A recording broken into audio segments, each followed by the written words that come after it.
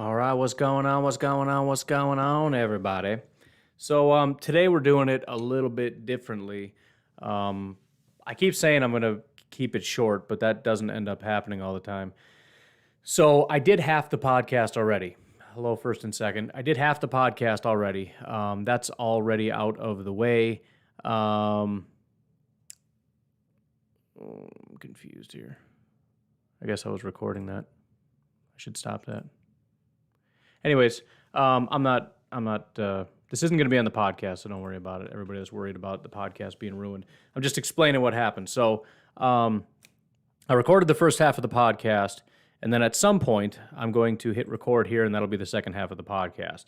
And we're going to try that format out, but what I'm going to do, first of all, is read a couple comments that were brought in by Goose. Goose is the man. I don't know why I wanted to rhyme with that. Goose is the moose. Just to kind of get the juices flowing, kind of see how things are going. And I'm just going to keep answering these questions until you guys ask your questions. And if you don't ask any of your questions, then you're just going to watch me read questions for the podcast. Does that sound great? Okay, great. That sounds like a plan to me. Kind of dragging my feet a little bit, trying to get some more people in here. We've apparently dropped... Well, let me look that up because I haven't officially started yet.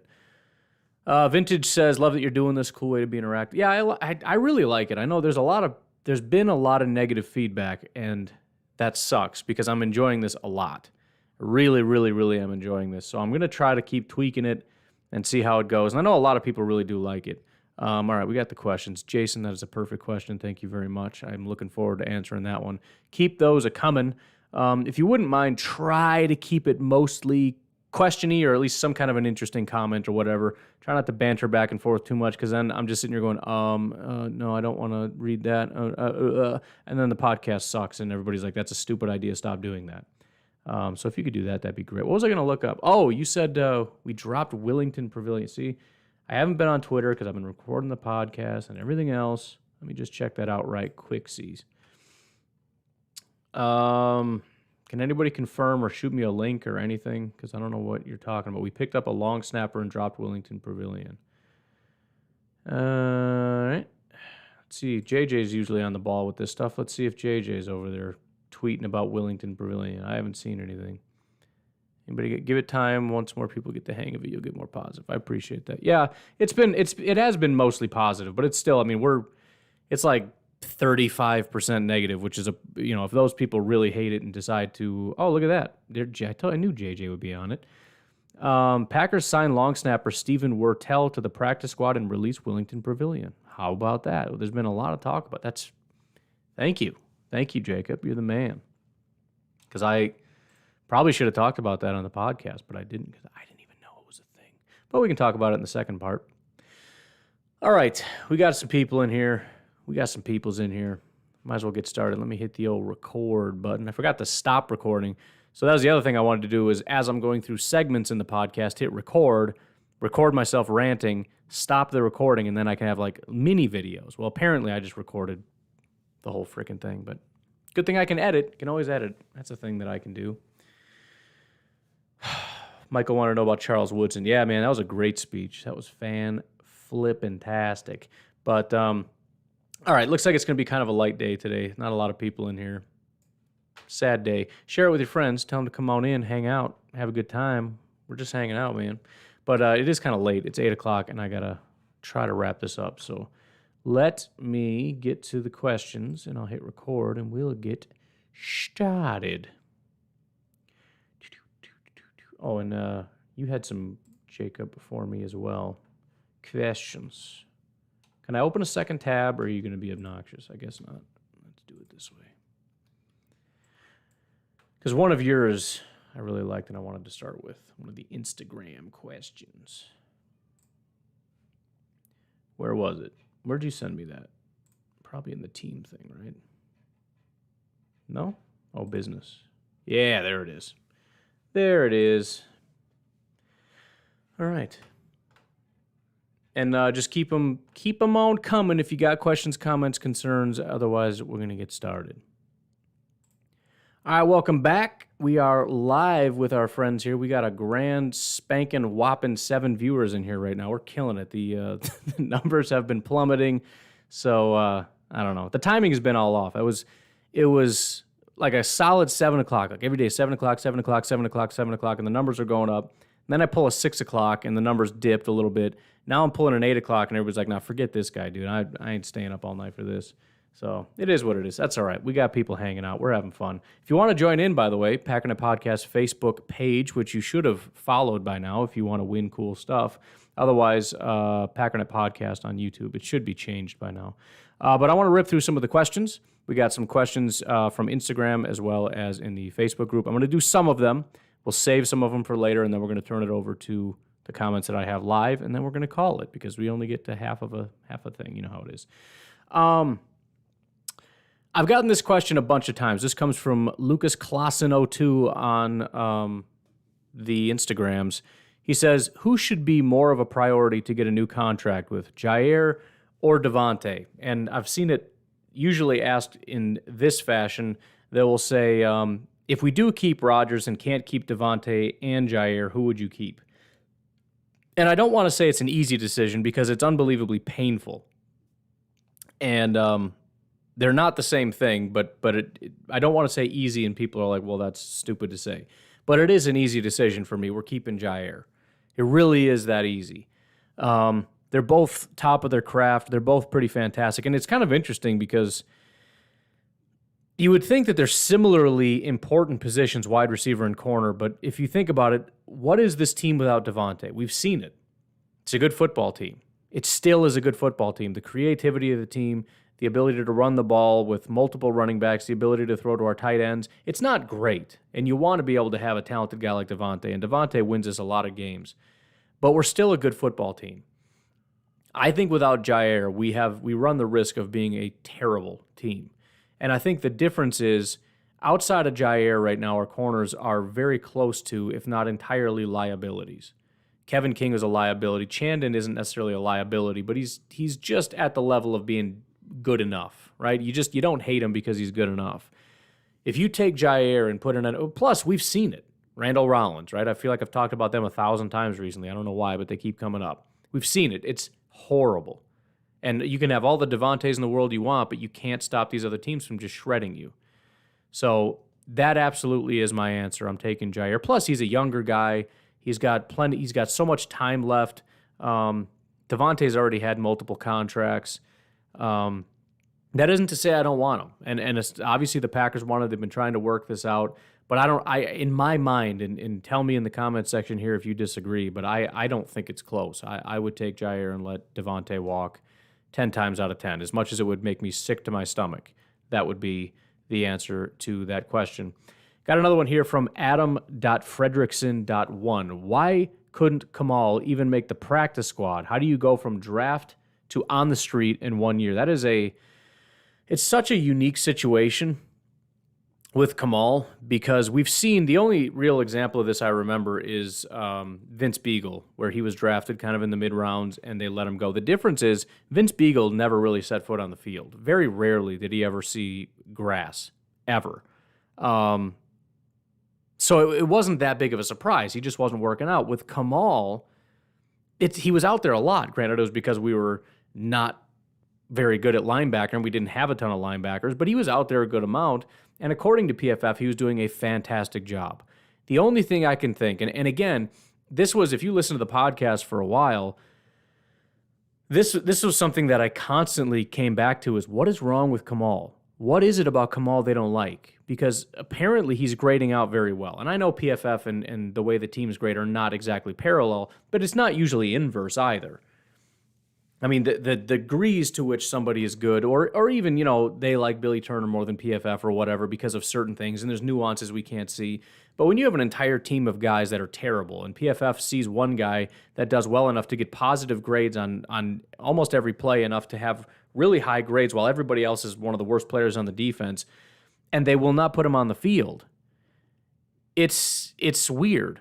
And so the only thing I keep coming back to with Kamal is, there are some guys where, with everybody, you say, I need you to be able to do A, B, and C, right? So there's I would like you to do let's say A, B, and C up here, and at a minimum, you need to be able to do X, Y, and Z. So you got your ceiling and you got your floor, but you have to be able to hit your floor. And I think with a lot of guys, they're not quite there, but they at least see the ability. With A.J. Dillon, they didn't play him because there's certain things you got to be able to learn, you got to be able to understand, you got to be able to do. And he's just not quite there yet, but they can see the growth, they can see the path, they can see in time I can see it. Jordan Love, he's not there, but they still see Jordan Love and say, you know what, I don't know that he can, but I can see the pathway there. He has all the intangibles, he has the smarts and the arm talent and the leg talent and all these things to be able to at least reach it if he can reach his full potential. With guys like Kamal, the only thing I can think is they're looking at this guy saying he's never going to get there. And we're wasting our time, we're spinning our wheels, and despite whatever the good qualities he has, there's this minimum floor that he has to be able to reach, and he just can't get there. I know this isn't about speed, but if I wanted to use that as a parallel, I think that would be a pretty good parallel. Let's say you need a guy to run a 4.6, and after weeks of training and trying to get him to be faster, he's running a 4.75, and you realize he just doesn't have it. Whether it's the genetics or whatever it is, he's never going to be able to run a 4.6. So what are we doing? And again, I'm not saying straight line speed is the issue. I'm just using that as a parallel. Whatever it is, there's a certain thing that we need specifically our linebackers to do, and that doesn't even mean Kamal can't make it somewhere else.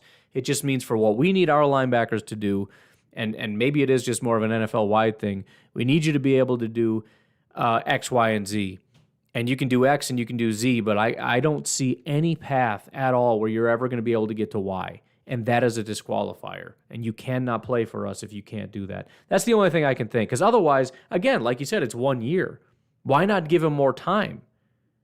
They would give him more time if they thought more time would get him to where he needs to be. Again, the only reason you do this is because regardless of the time, he's never going to get there. So that's my answer. And I don't know what that thing is. And it would be kind of an interesting question. I don't think if the maybe they would. Maybe if any of the people are listening, you could ask that question, or maybe it's been asked. I don't know. I don't think you would get a very straightforward answer as far as what we were looking for, but I would love to know. You know, if Matt LaFleur ever were to do a memoir, or Joe Barry, or any of these guys, Brian Gutekunst, I would just love to know. What specifically was it about him where you just looked at him and said, he's never going to make it here? It could have been attitude, work ethic, whatever. I don't know, but it was very, very strange to me. Kind of cheating here. The jet sweep guy asked, do you think the Packers are looking at bringing in an offensive lineman via trade, free agency before the season starts? Kind of cheating because a long snapper is basically an offensive lineman, so I'm going to say yes. But I don't think so. I mean, would it surprise me if they brought somebody in? No. But we have a starting offensive line, so I don't think they're necessarily in panic mode. I know David Bakhtiari is going to be out for a while, and you could say, okay, well, what about depth? I think we have depth. Is it good depth? Not necessarily, but the kind of guys you go out and get. Let's say, so we're not going to go out and get somebody that's a starter, right? Because we don't need a starter, and we don't want to pay for a starter to sit on the bench. So you're going to go out and get a guy that's not good enough to be a starter to come sit on our bench and hasn't been in the meeting rooms and hasn't been in training camp with us and hasn't been studying our playbook. I just think they're going to roll with the guys we have. And I think at most positions, if you have an injury, you're going to suffer a little bit. I think that's the situation we're in. We can cover it.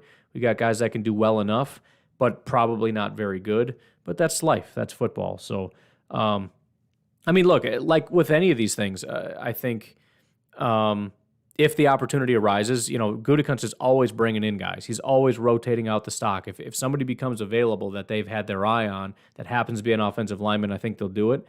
I don't necessarily think they're in panic mode. Kind of like what you've seen with punter and long snapper. I don't think that was necessarily just we need to get our guy, although this new punter of ours could be one of those situations. In other words, if he wasn't available, I don't think J.K. Scott gets cut. The long snapper, on the other hand, granted, we need to kind of get some information. By the way, sorry, I was having this conversation off air before we restarted the podcast with the live audience. Apparently, we went out and got a long snapper, and I think I just got rid of that. Oh, no, here it is, J.J. Leahy. So Packers signed long snapper Stephen Wertel to the practice squad and released Willington Pavilion. Why don't we do this live since we're here? And I'm sorry to hijack your question, but I'm curious now.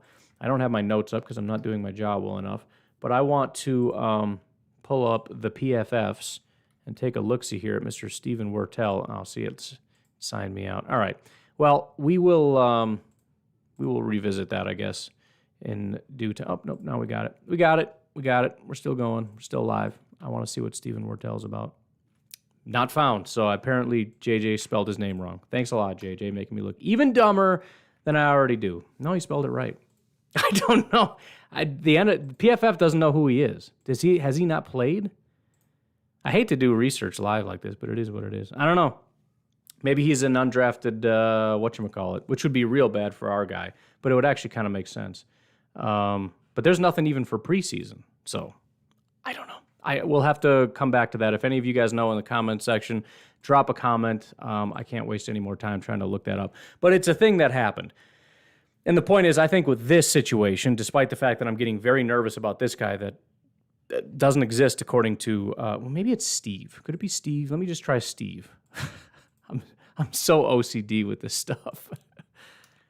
Or if I just do his Steve. Calling him Steven. On my face. Steven. So he is a 2020 undrafted free agent. Doesn't appear as though he played at all in 2020, though. So I don't know if it was probably the case where COVID meant he didn't get in the preseason and he didn't make the active roster. We have a little bit of information here via PFF. Again, it is what it is in terms of how interesting this is to you because it's only 2 games, but it was enough. It was enough for the, by the way, it was the Lions that got him in 2020. They let him go, and it looks like LA picked him up. I wonder if that has something to do with it, the fact that it's LA. They picked up the long snapper. You guys have probably already figured this out and have had this conversation. I'm getting this revelation as we go along. But same long snapper that this punter had, so I don't know. But his grades on only 8 snaps in the entire preseason, 8 snaps ever in the NFL, which again makes me nervous, but I guess you can't be too much worse than the guy we had. Week 1, he had a 62 overall grade. There are no statistics. I don't know how to quantify that. That's what it is. But 84.6 overall grade. For a long snapper, I've never seen our guy get that ever. So I'll take it. Maybe he's a good blocker. Actually, it says he has a tackle here. So there you go. For all you guys who are mad at JK for not tackling, we're going to get our specialists out there tackling, including our long snapper, I guess. Just get down there and smoke some people. So that's the thing. Let's see. Let's move on to the next question because I've completely hijacked and butchered that so much I don't know where we left off. But those are my thoughts on going out and acquiring new people. This via Mike Evans, who is, I love when I answer questions from Mike Evans because I'm hoping at least one person out there thinks, dude, Mike Evans is in this guy's Facebook group. This guy's a beast, man. Everybody likes him. He's popular. He's so cool. Mike Evans asks, if the Packers were to have 2,000-yard receivers, who would there be with Adams? Follow-up question. Would you rather see the Packers have 2 1,000-yard receivers or 2 1,000-yard rushers? Both are possible this year. I don't think it's crazy. I don't think that's a crazy Bear fan thought. That's a legitimate possibility. So, first things first, who would it be with Adams? The first person that came to mind is Allen Lazard. However, I'm starting to think MVS is the right answer for a couple reasons. Lazard did technically outsnap MVS, but not by much. If MVS really is having the big of a season as he seems to be, he may outsnap Lazard. And if he's outsnapping Lazard, he could possibly outcatch Lazard. And the biggest thing in his favor is the fact of his yards per reception, right? So if Lazard catches 3 passes at 7 yards apiece, that's 21 yards. MVS catches 1 pass for 40 yards, it dwarfs him, right? So he doesn't even have to get as many catches. In fact, see, I can't do this stuff live, but let's just say 20 yards, which is a crazy number, but it's not an impossible yards per whatever. 1,000 divided by 20 is 50 catches. 50 catches of 20 yards. That's all it takes for him to get 1,000 yards. So I would go with MVS. In the second part of the question, would you rather have 2,000-yard receivers or 2,000-yard rushers? I'm going to go with rushers. As much as it seems more flashy and cool to have just tearing people up through the air and rushing seems kind of old school or whatever, if we have A.J. Dillon and Aaron Jones both hitting a 1,000-yard mark, do you understand how dominant of a football team we are? Just out of the gate. On top of that, we know Devontae and this passing game are going to be on point. So the odds that we have 2,000-yard rushers, but the passing game fell off, I just don't see it. Unless Aaron Rodgers gets hurt, and I hope I'm not jinxing the team that way, and that's how we get it, then that's not great. The other thing to take into consideration, and I'm probably overthinking this, is the fact that you tend to run more when you're winning more, right? When you're losing and you're behind, you throw the ball. When you're winning and you're ahead, you run the ball. That's how you get 2,000-yard rushers, especially with a guy like A.J. Dillon. If Aaron Jones is rushing most of the time and getting most of the yards, but then in the fourth quarter, he's just grinding you down, there you go. So that's my answer to that. Goose says, how do you think DeGuara will do in our first game? What would you like to see from him? Here's the funny thing. I was talking to Jacob about this, who helps me run my Instagram, and we're trying to figure out what order to give things away in. And the first thing we decided on was the Jordy one. We were also thinking of David Bakhtiari signed jersey, which might be next. But the one reason we would switch things up is if either Devontae or DeGuara has a big game.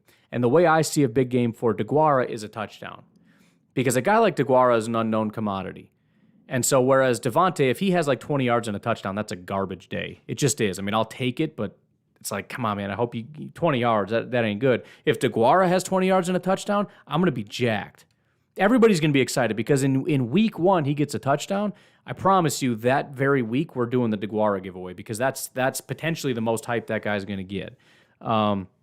So I would say that that's what I would like to see. I just want to see usage, I guess, would be the most important thing. If he's not on the field, I'm going to be upset because it just means the Packers don't see him where they want him to be. It could be slightly injury-related, but whatever. Regardless of the reason, I just want to see that they want him out there, and I want to see that usage come to fruition, meaning he's in motion, he's doing this, he's doing that, and then occasionally they go to him. I don't care if it's just a 5-yard, 7-yard dump off, whatever. And then, of course, the cherry on top is the touchdown. If they, you know, it's one of those things where they've been tabling it, and he's in motion, and he's blocking, and he's doing all these things, but they're not throwing him the ball. And then that one time from the 17-yard line, he swings out across the formation like he's going to block, and he slips out instead. Rodgers dumps it off to him. He's got a lead blocker. He goes in there, boom, touchdown. I'm going to flip out. I'm just going to flip out if DeGuara gets a touchdown in this game. So I would just like to see, number one, usage, and then the one real big thing that I would love to see, if at all possible, the touchdown from DeGuara. What else we got here? Will the Packers, this is from Draft Hobbies, will the Packers be able to stop Alvin Kamara? I can't really answer that. I don't know. I mean, can they? Yes. That's the very obvious, stupid answer to that. Of course they can.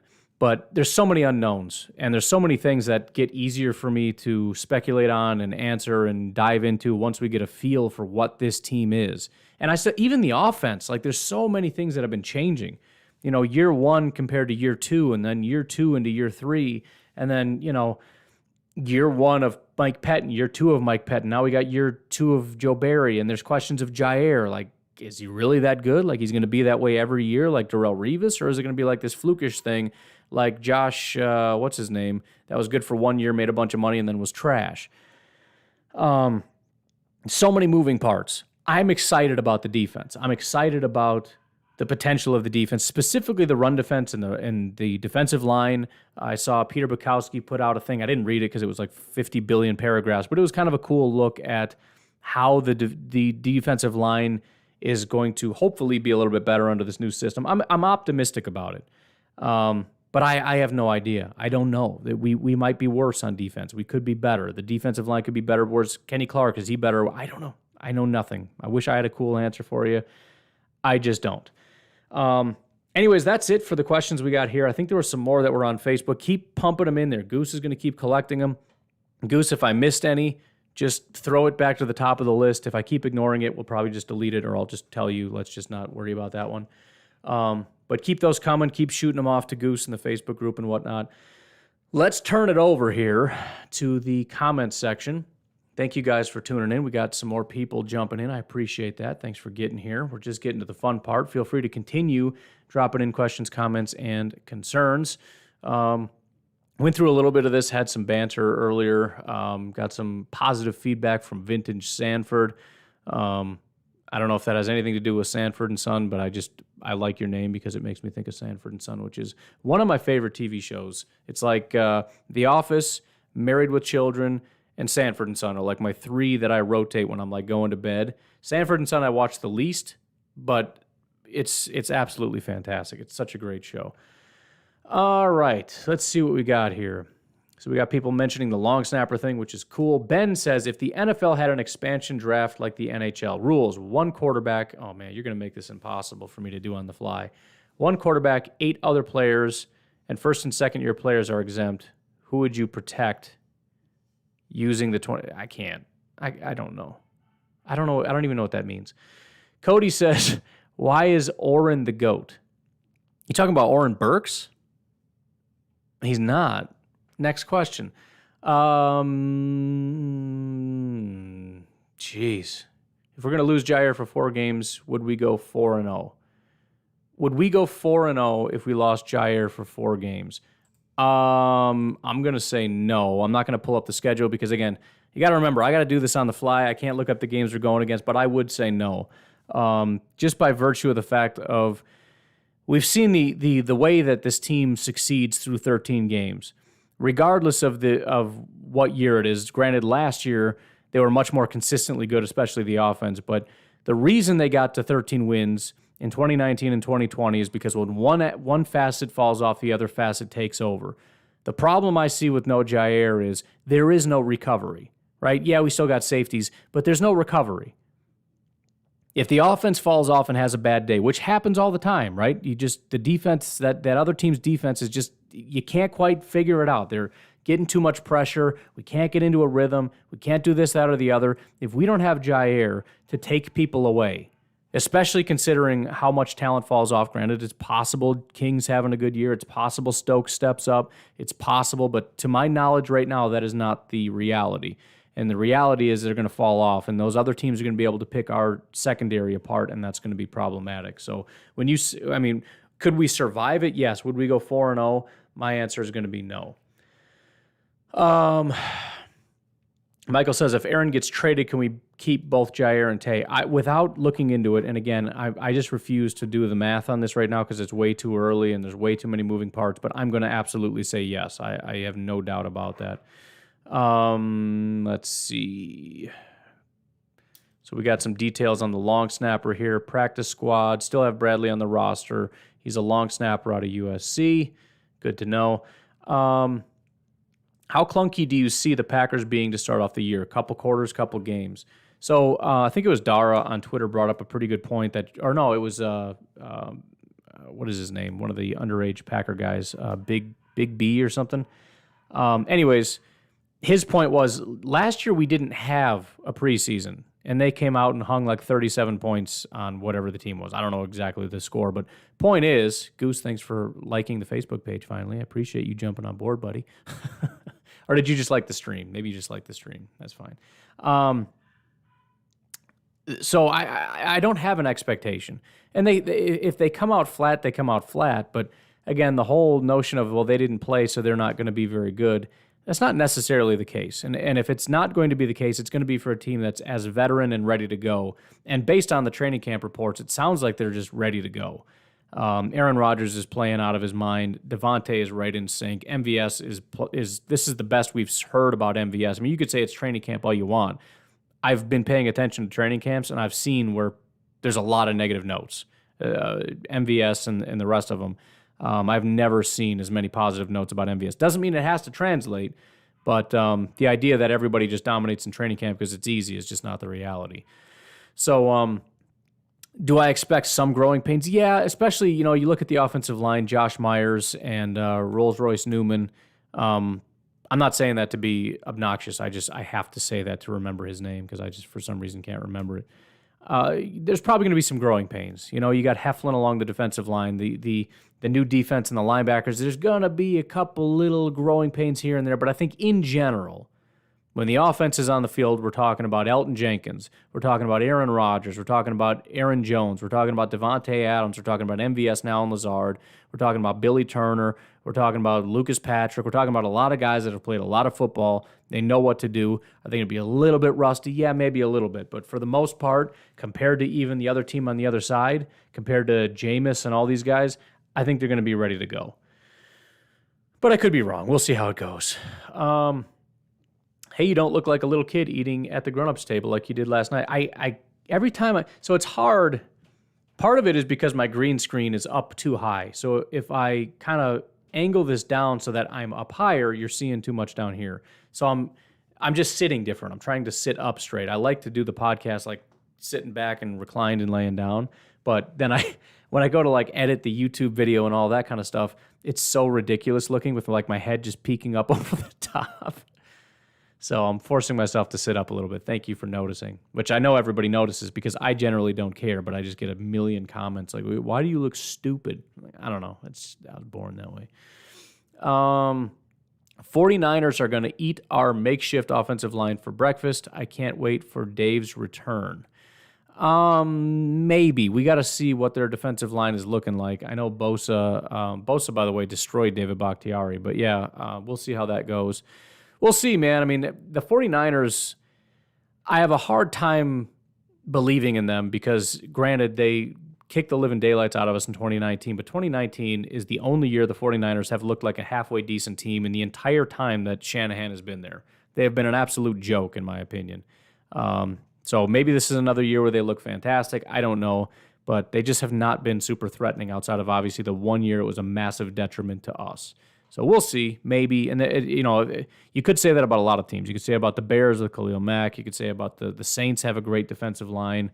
The Steelers have a great defensive line. A lot of the teams that we have coming up early or just in general this year, very, very good defensive line overall, or they just got somebody along the defensive line that's just an absolute freak. So, it's just part of football. It's not going to be perfect. The biggest thing is that the young guys kind of step up. But even if they don't, if Royce is not that great, we have Runyon. And Runyon's the guy we went with last year, and it was not the best thing in the world, but it could have, we survived it, and nobody was calling for his head. He held his own, and worst case scenario, Royce just is not getting it, and we move on. The actual worst case scenario, though, is Josh Myers, because we don't really have a better option there. The only thing we could really do is move Lucas Patrick to center, and then put, we'd have to put, when David Bakhtiari comes back, we could maybe put Elton at right tackle, put Billy at guard, and put Runyon at the other guard spot if Royce isn't working out either. But we're getting way into the weeds in terms of like actual worst case scenario. So, if the 49ers had a field day, would I be surprised? No, but there's a million teams that could happen. It happened with Tampa last year inexplicably because despite having a good defensive line, that doesn't account for how badly that game went. It really doesn't. The Tampa Bay defensive line had never had that good of a game against anybody but the Green Bay. Their two best games came against the Packers. The two worst games for the Packers came against the Tampa Bay. So I don't know what happened, but yeah, that could be. And yes, I want David Bakhtiari back as well. Mike says Joe Barry has one chance with me. Get both Smiths and Gary on the field together more. I agree. I think that needs to happen. We'll see. That's another question. I mentioned how I would love to know what happened with Kamal. It's not really a question of why aren't they putting Rashaan out there. Obviously, that has to do with the fact that they don't really think he's ready. He's not quite up to speed. I just want to know, what is it? Like, what is the thing? Is he just not getting the calls? Is he not doing his job right? The other cool thing about Joe Barry, and I think this was in Bukowski's article also, he's got a little Substack thing. You can go subscribe to it. It looks like he's trying to do what Tyler Dunn is doing, where you have a subscription base and he does more long-form, in-depth, behind-the-scenes articles, which is pretty cool. Anyways, one of the things he talked about, I think, was Rashaan Gary specifically talking about freedom. And so the whole point of it is Rashaan Gary has the ability to be kind of reckless, whereas maybe, kind of just speculating here, Pettin wanted everybody had to do their role. Like, you have a job and you have to do your thing and you have to kind of stay here and make sure that, you can go get the quarterback, but you also got to make sure that this guy doesn't get around you here and this guy doesn't get around you here and all this kind of stuff. Whereas it sounds like under this new system, the way that it was explained in this article, Rashaan has the ability to be a little reckless, and it's the guy behind you's job to clean up, right? If he guesses and guesses wrong, it's now the guy behind you's job to come in and clean up, right? If you attack the quarterback this way and the running back comes this way, the linebacker has to know, okay, you come up because he vacated this area. Your job is to come fill that area. And the safeties also, so you got the linebackers flying up, and when they run the ball, the safety's job also, you get up there and you fly up there as fast as you possibly can to account for the mistakes that we're allowing these guys to make. Guys like Kenny Clark, Zadarius, Preston, and Rashawn. The point is, we don't want them to be cautious. We want them to be reckless and dangerous. And it's the guys behind them's job to come in and clean up. Now, again, I don't know that to be the reality. That was my understanding of the way that he wrote this, and that would be based on his understanding of things. But I kind of like that because I want to be in a system where we get these guys out there and they act reckless. And that I do think works to Rashawn Gary's benefit because Rashawn Gary is just a much better football player than Preston. No offense to Preston. I like Preston. But when you just want a guy to go out there and just be reckless and crazy and just go get the quarterback, I think he's your guy. He's maybe not quite as refined. He's not quite up to speed on all the nuance. But if your job is to be crazy and wild and nuts, to go out there and just do stuff, I think he's your guy. And to that point, if that is the case, I could see him getting more snaps. Chris, thank you very much for the $10 donation. I genuinely greatly appreciate that. I think every night that I've done a stream, you guys have thrown at least a little bit at me. It helps to encourage me keep doing this stuff. It's awesome because at the end of the day, that is a big part of what I'm doing. I want this to be a real thing. I know I'm miles and miles away from where Grossi is in terms of being able to quit his job, but the live stream is me saying the podcast is great. It's awesome. It's not growing fast enough to sustain me anywhere in the next couple decades. And so I need to expand my horizons a bit and branch out. And so far, you guys have made this all worthwhile. And I'm having a lot of fun doing it. It's not like I'm suffering. I genuinely, this is my favorite part of my day. I mean, as far as the football content goes. Recording the podcast is like, all right, I just want to get through it so I can come hang out with you guys. I love this. I know it's a little clunky. Again, bear with me, but I'm having a blast. As evidenced by the fact that it's 8:40 and I got a lot of work to do. All right. Bearded Buck Outdoors says, how likely is Chauncey Rivers to get playing time? Does he or my man DT Jack Heflin? So I think Rivers was the one let go. Am I correct in that? Did I delete that tweet? I believe he was released. I think that was the situation. So Chauncey, it was Willington Pavilion. I'm an idiot. How likely is Chauncey?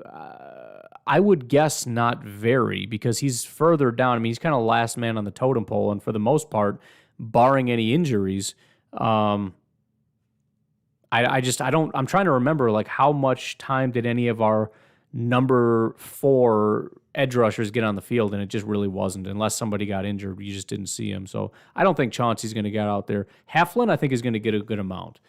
Largely because we rotate our DTs a lot, but also just because he's a good football player. Again, Lancaster, I think, is a great parallel. It doesn't have to be exactly play style or exactly who's as good as who, but he's just a guy that seems to be good enough to do his job, and he just started playing right away and just did his job right away, and he's always out there, right? He's in the rotation, and I like that. Jason Miller says, Ryan, do you think Kenny will have a quicker start than usual, or should we expect the usual slow start?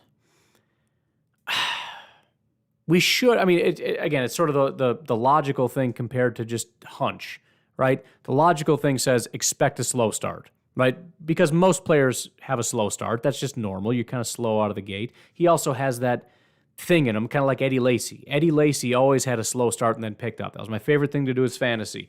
Let somebody else overdraft him in fantasy, let him play 1 or 2 really terrible games, trade for him, and then he blows up in the second half of the year until people eventually caught up on that. Jason Miller with the $20 super chat on YouTube. Thank you very, very much. You guys are unbelievable. I love it. I got multiple thoughts going on here, but I got to get back to it. We'll get back to that in a second. But my gut just says, let's just believe. All right. If nothing else, let's just believe. Let's believe this system is going to be better. And again, I can't get it out of my head how much cleaner the defensive line and linebacking group, that front, the box, right? The group up front looked in the preseason.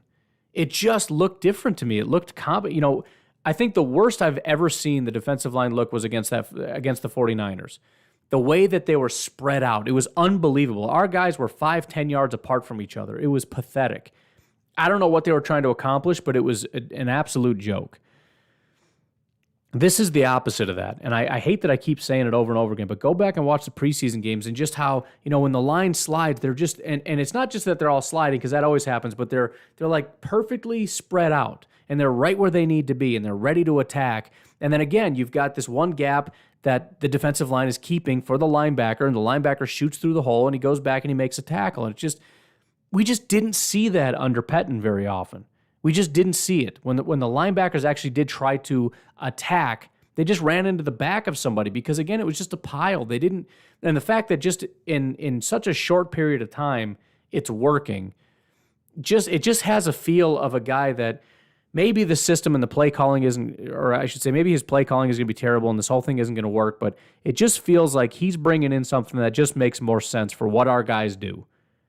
Pettin's a genius, right? Maybe his time has passed in terms of what he likes to run. That's not really a thing anymore. I don't know. But it just seems like something clicked. And I know the defense wasn't perfect, and there's a lot of concerns that I have specifically, about third down. I want to see them attack more on third down, and they started doing the whole let's get soft and back off, and they're converting 3rd and 17, 3rd and 20, 3rd and 5, 3rd and this. There's 3rd and 17 throws a touchdown. I have my concerns, but that in particular for me got me excited. Just watching how fluid and how just together they all looked, how everything worked in sync. It looked competent. It just has me excited. So my gut says faster start. My brain says expect more or less the same. Where did that question go? I must have skipped it. Jason says, by the way, went with Taco Bell. So I think Jason earlier had asked me what's better, McDonald's or Taco Bell.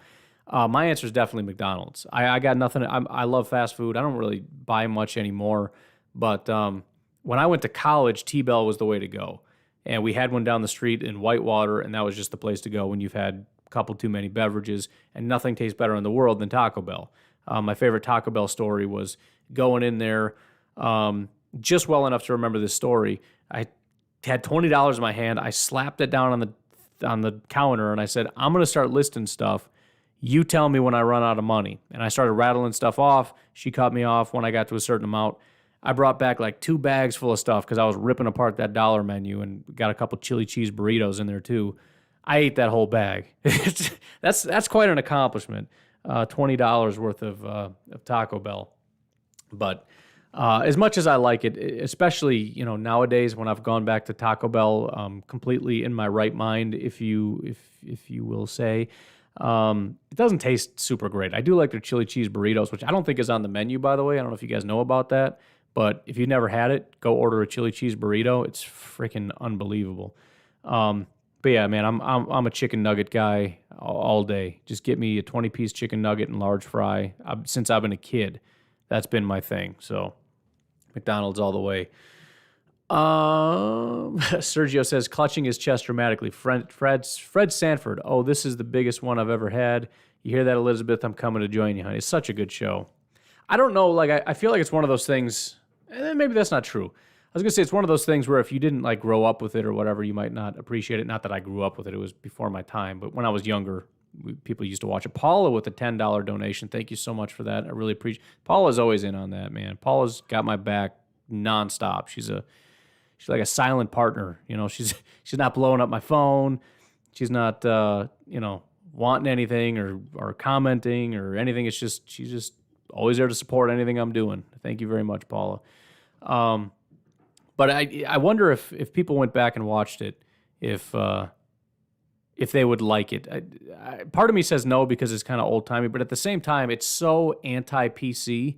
If you're really just missing back when TV really didn't care, and it's basically a black family with the main character being a very angry, rude, racist guy, and it's hilarious. It's fantastic. He makes fun of his family. He calls his sister-in-law ugly and all kinds of names, calls his son a dummy, makes fun of the Cuban neighbor for being Cuban, and the white people for being white. It's great. It's back when we all used to just make fun of each other and we all just laughed about it, and people were happier, and now we can't do that anymore, except I do it every night when I watch Married with Children. Zach says, hello. Hello, Zach. Nice to see you there. Mike says, difference is no one had a preseason on last year. This year, many teams played starters. So I did think about that as being a slight difference, but let's be completely honest. How much of a head start is that going to give you? How much of a head start? How many snaps did Tom Brady get? 20? I don't know, man. Especially when we talk about guys. I get it, and I do understand it, and I do think it might give you a little bit of a heads up. But again, it's one of those things where there are times when teams take multiple games before they're kind of fully in the swing, right? Things are kind of clunky. So you played a quarter. So you're a quarter ahead of us. We're still both going to be a little slow in this game, right? Because it takes you 3 games, 4 games, 6 games to get back on track.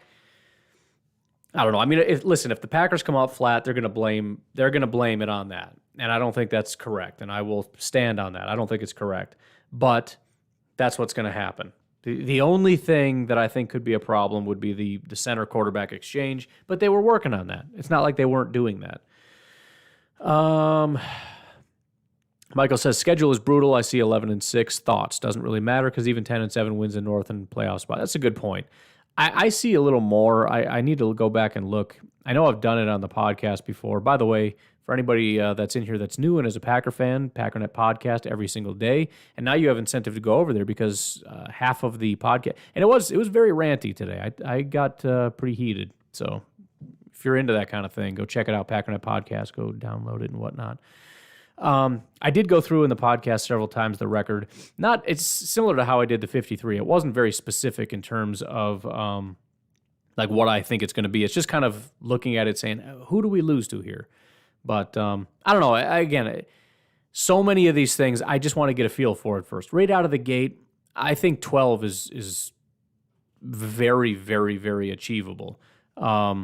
But could things go south? Yeah, we got to see the team. You know, I'm expecting big things from the offense. A lot of people say better. I don't know about better, but I would say close to as good. And I do expect the jump from the defense, but that doesn't have to happen. Absolutely not. Douglas with a $5 super chat. He says, does anyone okay the defense look like they could be the Perso? I have to read it because he gave $5. To actually step up and make the D a solid unit, Preston not allowed as an answer. I'm going to have to marinate on what those words are. If you want to hit me with that one more time, we'll give it a shot. But thank you very much for the $5. I appreciate it, and I'll figure out what we do with the Perso and all that stuff. So Michael, yeah, and that is a good point. I think but again, we got to see the NFC North too. I don't know what to make of the Vikings. I don't know what to make of the Bears because I don't know what to make of Justin Fields. It looks like the Bears are going to be a disaster. That's my thing. I really think they're going to be a disaster, but we'll have to see how that goes. It's really looking ugly for them, which again reinforces my thinking that they should have embraced the teardown, but instead they keep pushing all in when they're nowhere near all in. Whatever, it's not my team. They want to ruin it. That's fine with me. Locksmith says, do they put nacho cheese in Green Bay's water jugs? I don't know. Probably not. I don't think so. I'm guessing that's like a non-Wisconsin crack on people from Wisconsin liking cheese, which is true. I don't know about nacho cheese as much, but I guess cheese is cheese. It's fine. Probably not in the water jugs, though. Sergio, haven't felt this good about the Packers' chances since 2011. So he says, too bad this isn't already year 2 of new defensive coordinator. That's a good point. If you look at the Charles Woodson video, that's what got me super hyped up. It wasn't a super big, in-depth thing, but something about it just kind of got me in the zone and made me realize, like, it feels right. And I hate to even say it because I was saying it all toward the end of last year, but I meant it, and I still stand by it. Deanie D with a $10 super chat. Thank you so much, brother. I really appreciate that. Thank you. It's getting way past my bedtime, and you guys are keeping me grinding here. Plus, I'm just having fun, man. It's worth losing sleep to come hang out with you guys. Hopefully, it's entertaining to you. What the heck was I talking about now? I don't remember.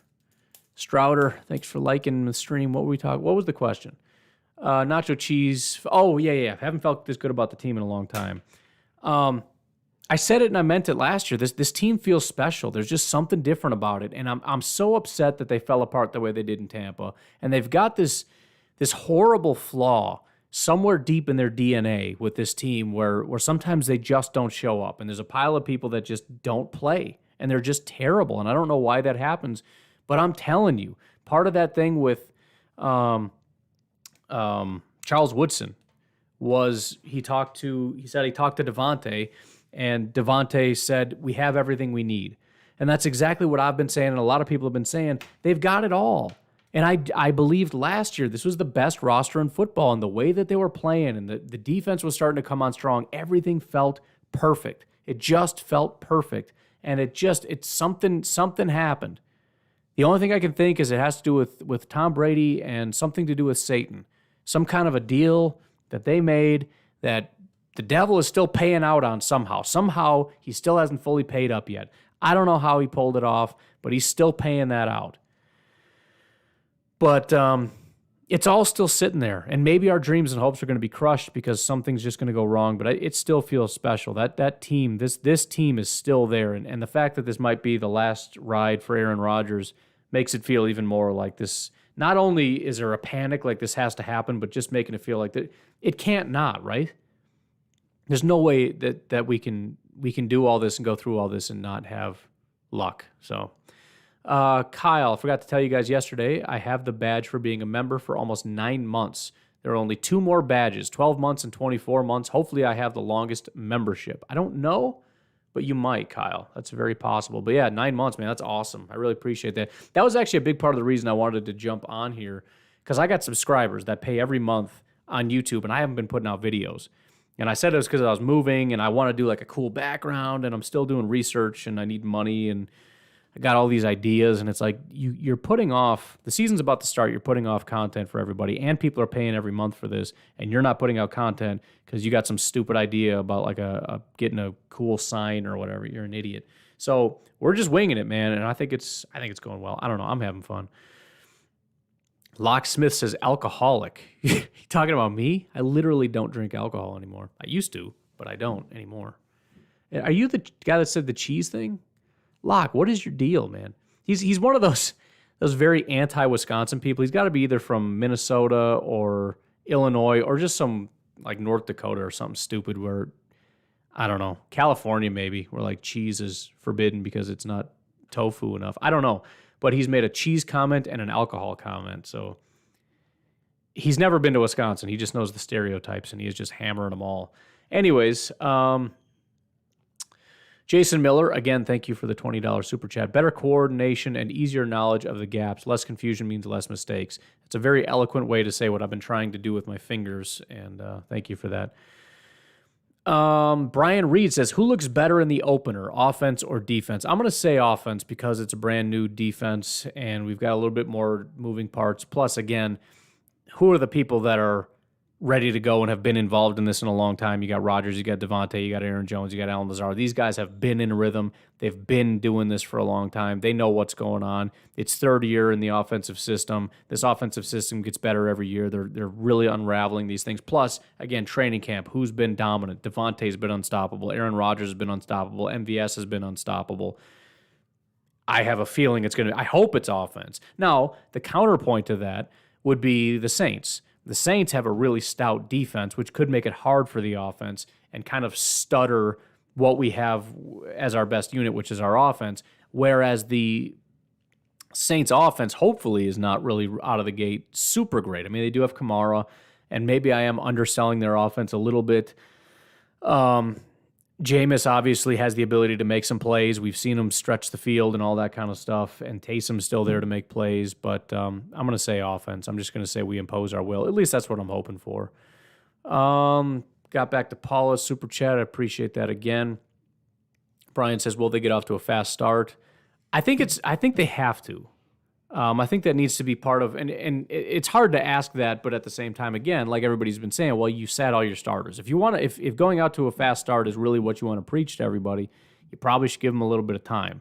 So I'm sure they're going to be preaching it, but I think there is a part of it where they need to kind of play like it's the Super Bowl. I mean, you don't want to show all your tricks and everything, but there needs to be an element of, we're pulling out all the stops because we want to get into that rhythm, not just for the game, but for the season.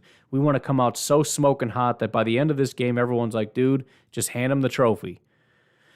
Is that going to happen? Probably not, but that should be the goal.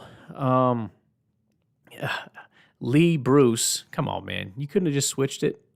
Anyways, how many yards will Quadzilla rush for, do you think? So A.J. Dillon is very similar to Rashawn Gary in my mind. I think his ceiling is based entirely on Aaron Jones or Preston Smith in the case of Rashawn Gary. How much is Aaron Jones going to be taking in terms of carries? I know Aaron Jones is going to outsnap him, but I don't know to what extent he's going to outcarry him. Aaron Jones is going to be in the dual backfield, and then he's going to be split out, right? There's going to be a little bit of that kind of stuff going on. And so the question is, how many carries is he going to get? Just pulling yards out of the top of my head here. I hate to look up stuff right now. I don't know. Is 700 crazy? What did Jamal used to get? Jamal Williams. Quickly as I can here. Rushing. Where's rushing? Offense, blocking, pass, run, receiving, rushing. He's a running back. That should be the first one. So he had 600 yards last year. That's you said 1,000 yards apiece isn't impossible, and I'm starting to believe you a little bit here. I'm going to say 800. I'm going to say he gets 800 yards, and then Jamal only had 2 touchdowns. I'll say 800 yards, 4 touchdowns. I was going to say 5, but it's hard, man. There's so many guys sniping touchdowns between Tunyon, Devontae, Lazard, MVS, Aaron Jones, DeGuara, just the whole squad. I think if you can get 805 touchdowns, that's a good year. Let's see. Sorry for typos, Douglas says. That's all right. You got to rewrite the whole thing. 900 plus podcast under the belt. Love the new format with Q&A in the tube. Keep it up. PackerNet podcast, place for fans to hang out where everybody knows your name. There you go. There you go. Bringing it back. What show was that? Was that Full? I don't know. I'm sounding like an idiot now. But I kind of halfway got the reference. Everybody knows. It's Cheers? I think it's Cheers. I don't know. I had to watch. That was one of the ones, it was kind of like MASH. I had to watch it because I remember my mom watched it, but I didn't really like it. I liked the intro to MASH. That still kind of gets me jacked up. Same with Married with Children. Something about that intro just always got me jacked up. Bearded Buck says, Rodgers played the Jets in multiple full-team practices, so he got some. That is true. That is part of what that's for, too. And Rodgers even talked about it. As much as he doesn't like that, the fact that they were throwing crazy looks at him actually gave him a little bit of time. So they still weren't hitting the quarterback, which is kind of part of the whole, Rodgers has mentioned getting that first hit out of the way, even as many years as he's been in. You're kind of grimacing, and once you get that first hit, it's like, all right, now we're playing. But I mean, that's going to come in the first quarter anyways, so it doesn't really matter when that happens. Jason says Douglas needs some Taco Bell to soak up that whiskey. All right, maybe he wasn't talking to me. I don't know. I must have missed a comment there. All right, Douglas, see if you tried this again. Does anyone on the defense look like they could really step up and make the defense a solid and consistent unit, kind of like how the offense was last year? Who would that be? If you had to pick a guy, Kevin King comes immediately to mind / Eric Stokes. That second cornerback spot really just makes this an unbearably difficult defense to play against. Kingsley Keke is another guy, assuming everybody else is on point. Kenny Clark's having a good season, et cetera, et cetera. That puts you in sort of a Tampa Bay situation where the defensive line is so good that you can't run the ball, and so you're forced to throw the ball, and we don't have to really load up the box because the guys up front are doing such a good job, and we've got such good, you know what I mean? That's sort of Rams-ish too. Those would be the two guys that come immediately to mind. A number 2 corner, whether that be King or Stokes, or a guy like Kingsley Keke to pair up with our guy Kenny Clark. Jason Miller says, by the way, Ryan, thank you for keeping football in my life during the offseason. It's not easy, but it's a lot of fun. He also says Tom Brady is going to be like Saddam. Do I want to finish this quote? He's going to be like Saddam Hussein in South Park, Satan's new squeeze. I mean, I guess I started the analogy. I can't be mad at you. How concerned are you with hot weather in week 1? Glad you asked. You should check out the PackerNet podcast, Katie, because tomorrow I am going to be talking a lot about that. But I left this tab up because I thought somebody might ask it. Here are the 5 games. I'm giving away the fun stuff, but it's still ranty. Go check it out. Thank you, Sean, for liking the stream. Since 2005, 5 times only, the Packers have played in 85-degree weather or more. I tried 90. It was only 2 games, so I wanted to expand it. I did 85. Somebody had mentioned that they picked Jacksonville because Rodgers and the Packers don't do well in hot weather. The only loss they've had, according to this, in Rodgers' entire tenure with the team was last year against Tampa. And as I said on the podcast, that wasn't because of the weather, that was because of Tampa. And the evidence of that is the fact that later that season they came to Green Bay in a blizzard and kicked the living crap out of us. There are 4 other games. Miami in 2006, Packers won 34-24. Miami in 2014, 27-24 victory. Jacksonville in 2016, 27-23 victory. And then Cincinnati in 2017, 27-24 victory in overtime. They were all very close, but the Packers, in Rodgers' entire tenure, are 4-1 in hot weather. So if the plan is it's hot and they're going to be terrible, it's not a great plan. I also elaborated on how it's also going to be to our benefit that this could possibly be a home game. But again, I don't want to give it all away because I want you to go listen to the podcast, which apparently is going to be the longest podcast in the history of the world because that's about a half hour, and this has been going on for an hour. All right. Michael, I got to run. Let's talk to you later. Let's see. So Strouder says, so this is going to be the last one. It looks like everyone's kind of winding down. I do need to go to bed. And again, super long. This is, by the way, one of the problems with doing it this style. Somebody's like, well, just do half the comments and then half the regular podcast. Because it's going to be an hour and a half. That's the problem. Do you have your Facebook account set up to accept stars donations during your streams? So that is invite only. So you have to have a very big channel to do that. However, there are other ways to make money on Facebook, but there is a minimum of 10,000 followers. We're at 1,200 right now, so that's why I'm pushing real hard. So again, if you're watching Packernet Podcast Facebook page, please go follow that over there. We need about another 9,000 people before we can kind of get that rocking. Thank you, Brian and Chris, for liking the stream. Appreciate that very much. But anyways, I got to get this wrapped up. It's 9 o'clock. I got to get going to bed, watch a little bit of Married with Children, and go put my children to bed because they're probably